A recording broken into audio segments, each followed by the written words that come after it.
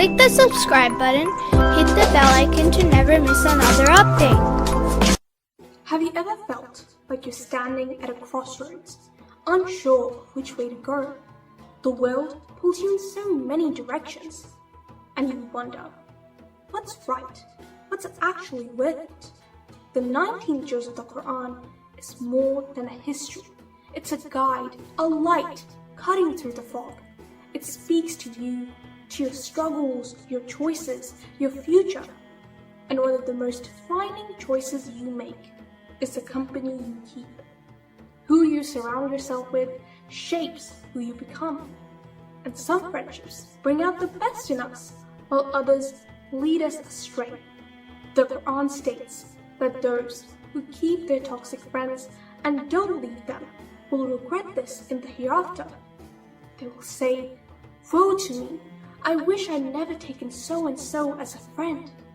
The wrong influences can pull you into darkness before you even realize it. But there's always a way back if you turn to the right guidance. That guidance is the Quran itself.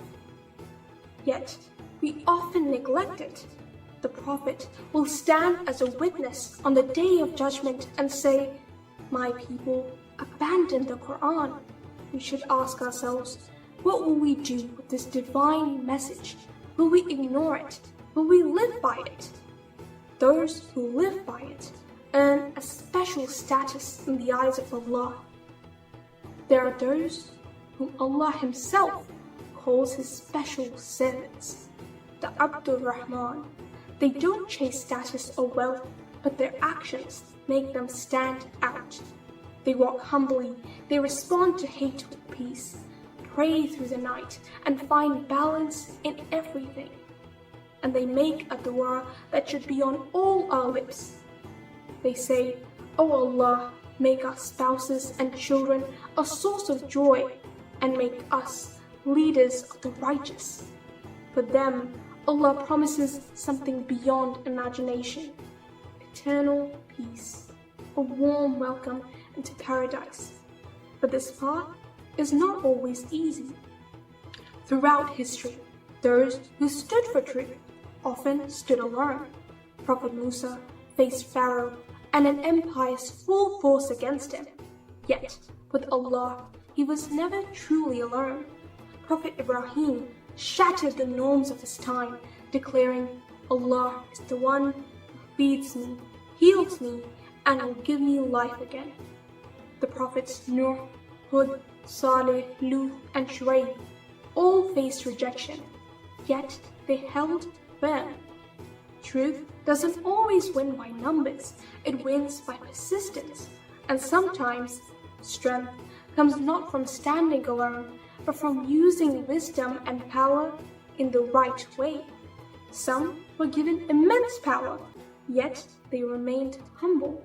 Prophet Sulaiman ruled over humans, animals, and even the jinn, but his heart stayed with Allah.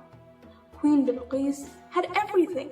She had wealth, she had authority, but she found something greater. She found faith. Prophet Musa, trembling before the burning bush, was called to a mission that changed history. These are not just stories, they are lessons for us. Power, influence, and wisdom only matter when they lead us to the truth. And the truth is what the Quran continuously calls us to. The 19 juz isn't just a series of events, it's a challenge. Will we choose our friends wisely? Will we stand strong, even if we're alone? Will we stay connected to the Quran, or will we abandon it like those before us? The choice is ours. But one thing is clear, the Quran is calling. Are we ready to answer?